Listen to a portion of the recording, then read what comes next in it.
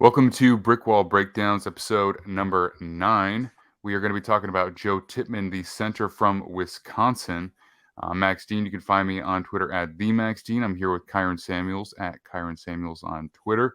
And we're back at it. Another draft prospect. This one's one of my personal favorites. We talked about Osiris Torrance yesterday. Very different type of player for a number of reasons.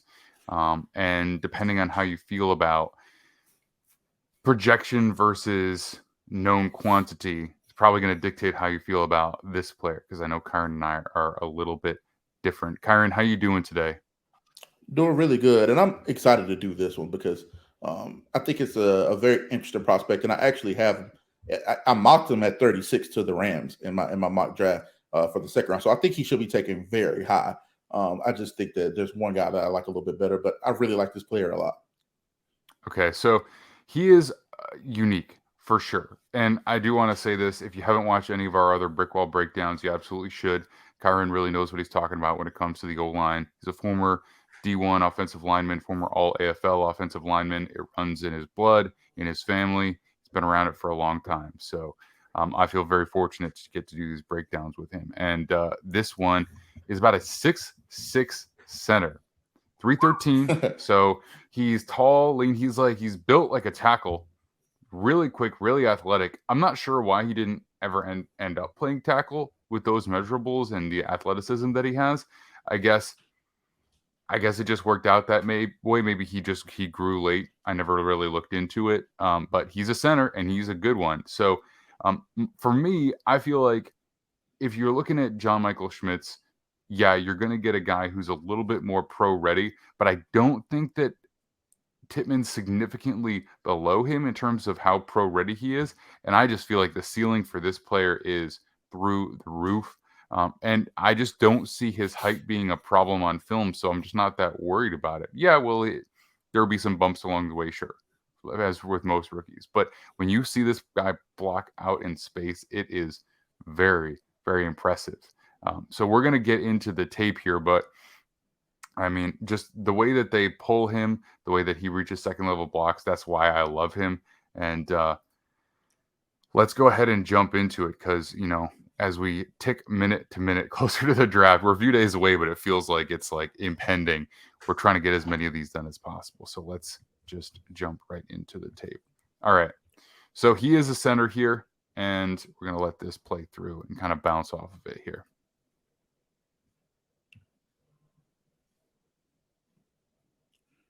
All right, I put this one in here because I just wanted to show a little bit of his athleticism and his like natural bend ability. So you talk about a guy that's 6'6" on the interior. You don't see that a ton even at guard positions.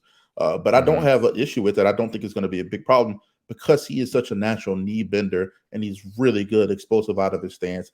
I think he could play a little high at times. But I mean, listen, that's it's hard to not do that when you're 6'6". So I really, really like his pad level when he gets going. He's out in space, but a little bit right here coming off the ball. I would like to see it a little bit lower. But listen, the type of athlete he is, the type of technician he is, I don't think he's going to struggle a ton at the next level, especially if he goes to an offensive line that has some really good, strong interior guys at guard, and they'll be able to help him out. But you get to see a little bit of that strength here. He pushes through the hip of that down lineman and then gets up to the linebacker. This is just what you want to see right here. The linebacker makes it a little bit easier for him Mm-hmm. shooting that gap, but he stays strong through the hip of that down lineman and he takes him to the linebacker and then he comes off and he finishes. This is just a good rep.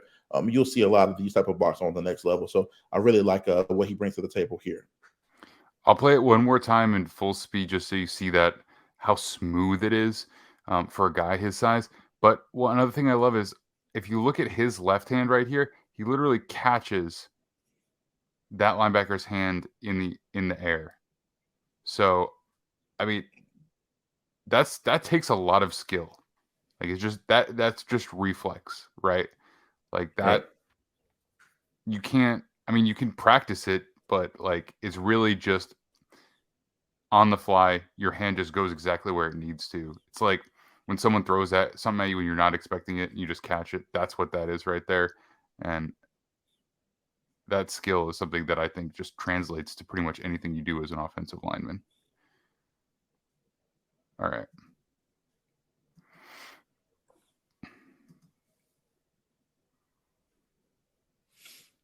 man, this is one of like the really, really, really good ones. When you talk about what kind of athlete he is, like Yeah, you don't see this kind of athleticism. And I think listen, I'm not saying he's this guy at all because I think this guy had a different level of functional strength and just brute strength, and that's Creed Humphrey.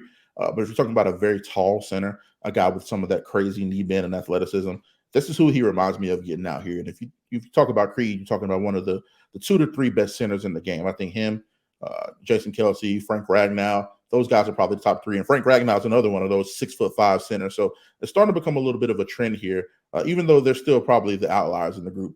The last 4 or 5 years, you start to see a little bit more. And I think that he could be the next in line there. But just this athleticism, man. He gets out there and he's beating. I think that's the H-back, the tight end, and he's beating the tight end to the to the point of attack area. Yeah, that's the H-back right there. And he beats the tight end to the spot. He has to snap the ball and get there. So it's exactly. just he's showing us some really good athleticism and speed here, and then he finishes through the rep. A lot of guys can run, but can they finish the rep? Can they put their hands where they need to be? Can they drive through the point of contact? Can they keep their feet moving to mirror the guy so they don't get any holding calls or anything like that? And he does a great job of that and just finishing through the rep here.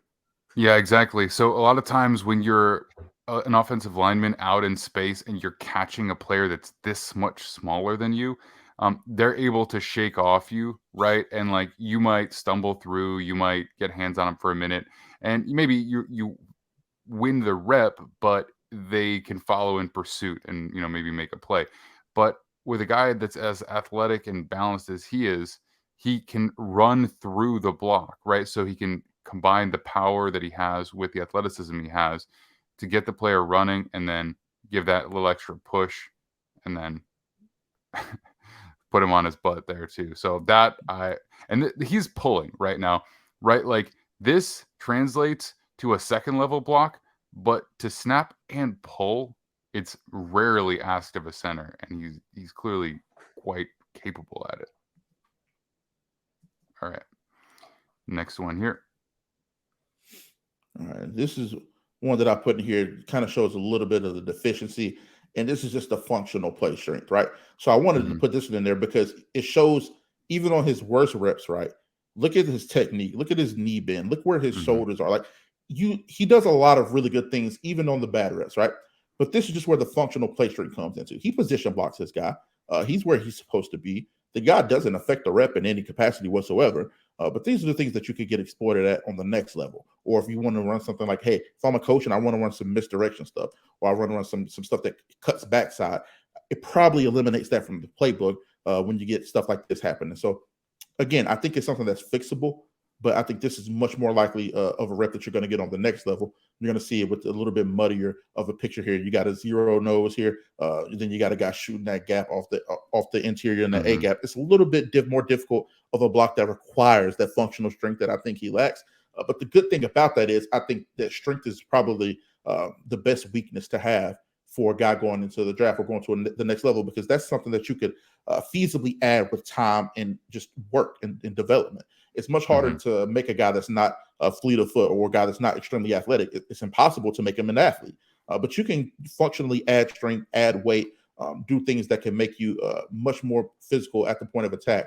Mm-hmm. Because he's in the right place, and that's the biggest thing. But this is the weakness that I see when I watch Tippmann tape, is that he lacks the functional strength at the point of attack. But I don't think it's going to hinder him. But I think it's something that needs to be talked about and is a concern.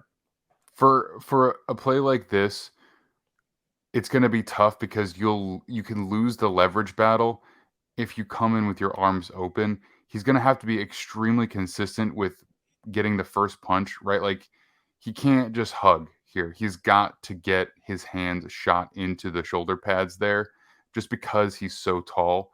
And that can be tough because he's got a broad set of shoulders and a wide wingspan, being the size of a tackle, right? It's not the easiest thing for a tackle to get hands inside on what's probably a smallish linebacker or maybe a safety or hybrid or whatever here. So, he's just going to have to be consistent because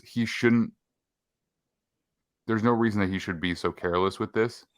And I think that's just going to be a coaching point plus the strength itself, right? Like a guard might be able to just throw arms around you and just not have a problem. But just the way that he's built, he's going to have to make sure that he does.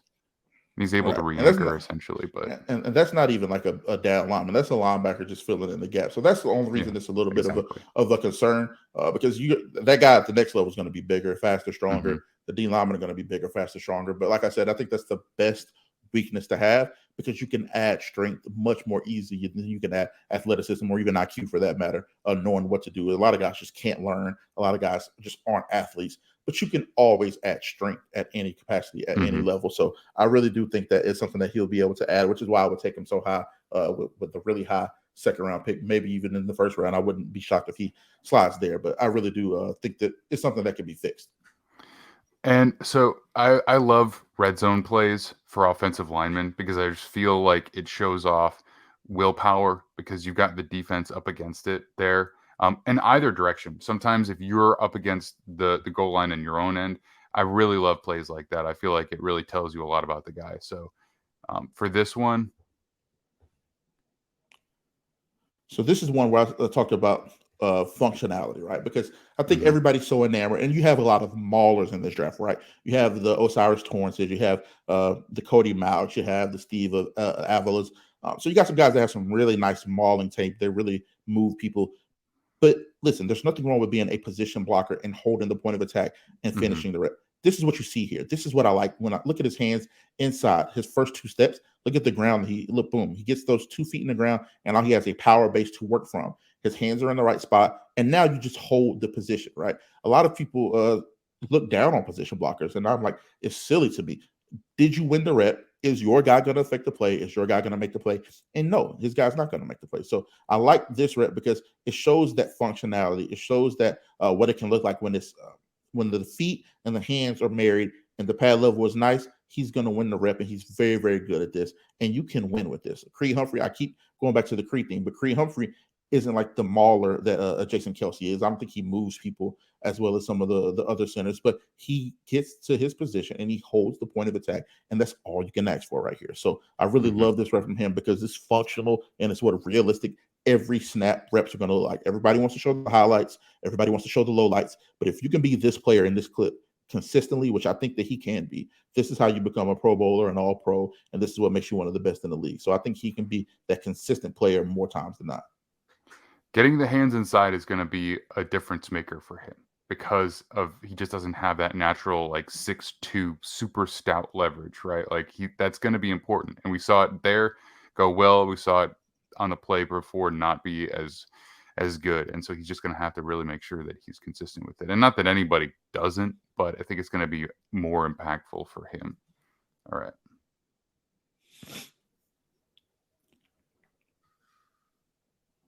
All right, so I put this rep in there because I think this is a twofold rep, right? Because I think it's a 1,000% plus. I think this is what you are going to look for when you're looking for when you expect a guy to help, right? He's just the helper. 65 really is the whiffer here. He really doesn't do his job. This should be his guy all the way. They pass off the stunt and he just sees it late. So Tippmann really saves him here. So there's nothing but a plus here. So I'm like, if we're talking about scale of 1 to 5 here, I'm giving him a 4.5 out of 10. This is where I go back to some of that functional strength, though. If he was a little bit stronger, if he was a little bit more of a brute in there, it goes from being a good rep to a fantastic and a great rep. Hmm. But overall, I love what I see here. But if he's a little bit stronger, he shuts it down earlier, and you don't get a little bit of the quarterback spillage. But even though here you give up a little bit of penetration because he's helping out, he's just floating over. But he finishes the rep, man. You can't take anything away from him here. He finishes the rep. He gets his guy on the ground, and this is what you love to see because you can't teach some of that mean streak. You can add Hmm. strength, you can add all that stuff, but you can't teach that mean streak. So he has a little bit of that in him, and I like to see it on reps like this. And I mean, not that this necessarily means anything, but like, look, this is you got to get the ball out faster than this as a Oh quarterback, yeah, right? Like, you can't put your guy in a position to try and block this long. So it's a snap, 1, 2, 3, 4. You know what I mean? Like, you gotta be quicker than that. And ideally, his quarterback at the next level will be. And then you get this. He, he doesn't fall on him. He just kneels right on his chest. Like I right, always love to see that as an offensive lineman. So look, I love him because I see 100% the things that you're talking about. I do, right, but I project him to be a difference maker in a way that most centers just can't be, right? Yeah. Even if you're a mauler in the run game in terms of just like strength and you just move people off the spot, a lot of the time a center is going to be asked to double team anyway just because of the way things work. If you can actually take this player, move him way out in space and change the numbers outside, then I think that is a plus player. So if you have a guard that can do it and a center that can do it, you have the defense never really sure who's going to pull and who's going to be going where. Um, even on pass plays, like if you do it right, like you can have him slide out or on play action or whatever. Like it just provides a lot of versatility, and it's why people are so in love with Jason Kelsey. And again, I'm not saying he's gonna be that level of player, but he has rare athletic traits that a guy like Kelsey has. And so when I look at everything else, I think it's viable. I think it's pretty good. I think he's ready to start right now. And then you look at that and it gets me excited for a team that runs the type of offense where that would be valued. You know what I'm saying? Yeah, I really do agree with you here. So, listen, I think a team that needs to address the offensive line early in the draft is going to take a chance on this guy, and I don't think they're going to be disappointed. I had him mocked, like I keep saying, at 36 to the Rams, and they're rebuilding here. I wouldn't be shocked if he goes to a team in the Perfect NFC scheme for North. him. Yeah, perfect, perfect. And there's any West Coast system that really is going to be able to get some of those intermediate, quick hitting things that can, I mean, the Eagles run a very similar offense to what I think he could be very good at. They have the replacement of Cam Jurgens, so I don't think you're going to see him go there. But any team with those West Coast systems that have a lot of those intermediate passes, those quick passes, and they have the run game that uses a lot of motion, like we saw the H-back clip where he's beating the H-back to the point of attack. I think he's going to fit very well in an offense like that, and I'd be very happy to see him go somewhere like that. So I'm really excited about the prospect of this guy because I don't think he's the most refined and ready right now, but like you said, the projection, we could look back in 2 or 3 years and say this guy's one of the better picks or still in the draft. Mm-hmm. I don't think he's going to be a plus player as a rookie. I think he's going to be a viable starter, especially if you have a veteran quarterback um, that always helps with the rookie center. But I think by year 2, 3, you could be looking at one of the best centers in the NFL, a player who actually genuinely does make a difference from that position, which is relatively uncommon. But that's going to do it for Tippmann today. You can find me at the Max Dean on Twitter. You can find Kyron at Kyron Samuels. Check out all of our work at defianttakesfootball.com. Check out all of our live streams. We will be streaming live after the draft, the first round this year. And then, of course, Defiant Takes Football at Defiant Takes on all social media outlets. And we're going to get out of here real quick because we are about to record another breakdown for Steve Avila, one of Kyron's favorite players. So we'll see you all very, very soon.